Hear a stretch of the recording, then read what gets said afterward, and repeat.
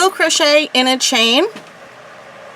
Before I make the very first single crochet into this chain, I'm going to show you a little trick for when you're turning your work and you're doing the next row. You want to make sure that you know where to end, and you'll see what I mean as we go along with the tutorials.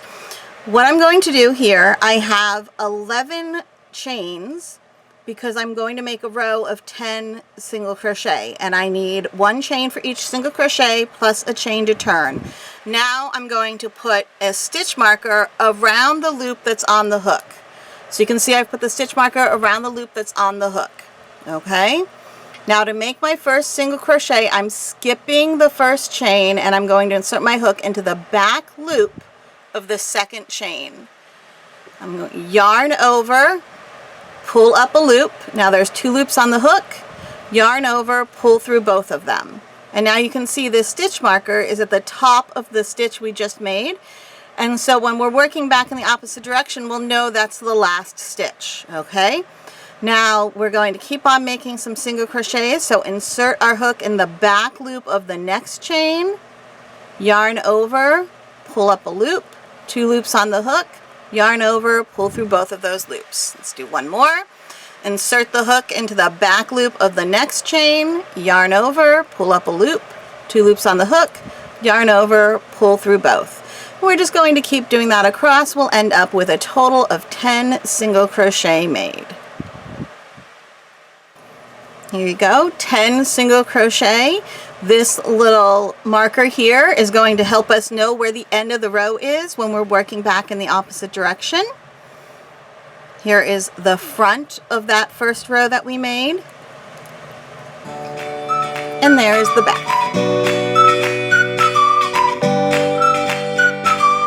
To turn a row in single crochet, I like to actually remove my hook, turn the work, and then put my hook back in again. And that way I'm not twisting the stitches at all. Now you can start off with a chain 1 and then single crochet across. I find that I get straighter rows if I don't start off with the chain 1. I just start off with this first loop being a little bit longer than usual. Okay, and now I'm just going to make the first single crochet. Before I do that though, I'm going to put a stitch marker on the loop that's on my hook so I'll know where this row starts and stops. Okay, so we have the stitch marker on the loop that's on my hook right here. Okay, and now I'm going to make a single crochet in the very first stitch. So insert my hook under both loops. You see there's 2 loops right there. I'm inserting my hook under both loops of this first stitch. Then I'm going to yarn over, pull that through the stitch, and now there's 2 loops on my hook, yarn over, pull through both of them. That is my first single crochet, and now I'm going to keep on making single crochets across. Insert my hook under both loops. So again, you see there's both loops, 1, 2, yarn over, pull up the loop. Now there's 2 loops on my hook, yarn over, pull through 2. I'm going to do that all the way across. Now you see how this stitch has the stitch marker in it? That means that is the last stitch of our row. So we're going to go ahead and make the single crochet in that very last stitch. And now we can take out this stitch marker. There we go. And then we can turn and do that again. So I'm going to remove my hook, flip my work, put my hook back in, put the stitch marker around the loop that's on my hook, and just single crochet across. Insert the hook into the first stitch, yarn over, pull up a loop, 2 loops on my hook, yarn over, pull through 2.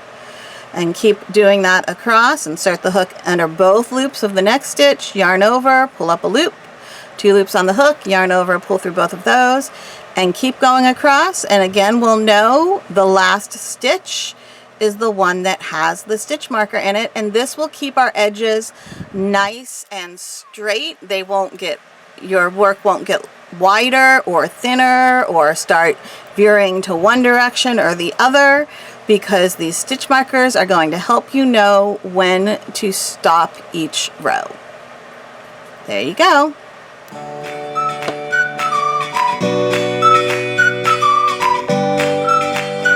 Here we're working single crochet in the round, and it is time to end the round. Now, most of your patterns are going to say slip stitch to join.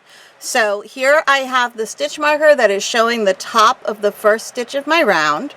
What I'm going to do now is a slip stitch to join. So to do that, I'm just going to insert my hook through both loops, both of the top loops of the first stitch that I made in the round, or whatever stitch is indicated in my pattern. Okay, so I'm going underneath both of those loops, going to make a slip stitch, which means I yarn over, and then I just pull that through absolutely everything. So I'm pulling it through the stitch, and I'm pulling it through the loop on my hook, and that is a slip stitch to join. There's another way to join that's called an invisible join that I often do in place of the slip stitch to join. So let's kind of look at that. We're going to go back. Here we go. We have our round that is completed, and we just need to join. So what you do now is you remove your hook, and this is the top of the stitch that we're joining into. We're going to put our hook down through the center of the top of that stitch and catch just the back loop of that stitch.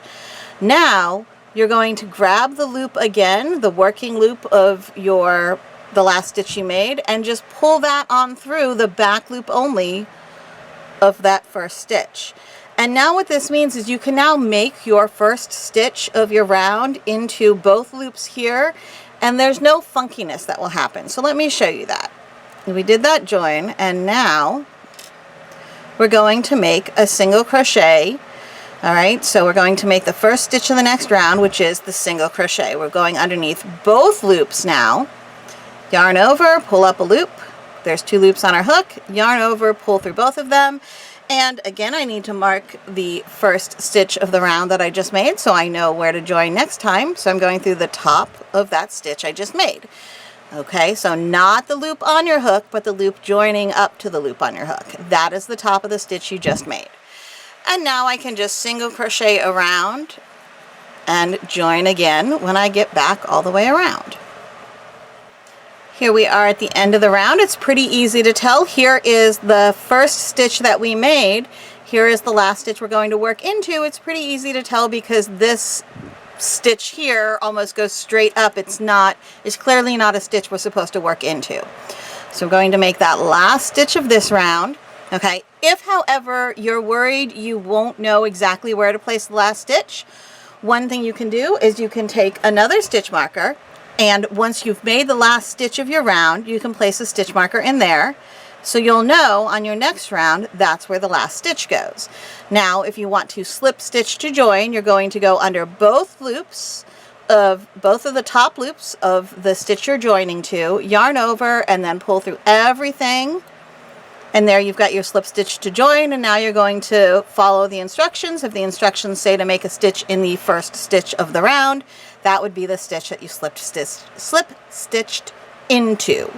If you want to make the invisible join, what you're going to do instead of the slip stitch is remove your hook from your last stitch, put your hook into this top center of the stitch you're joining to, catch just the back loop, then grab the loop back from your working yarn and pull that through the center of the first stitch.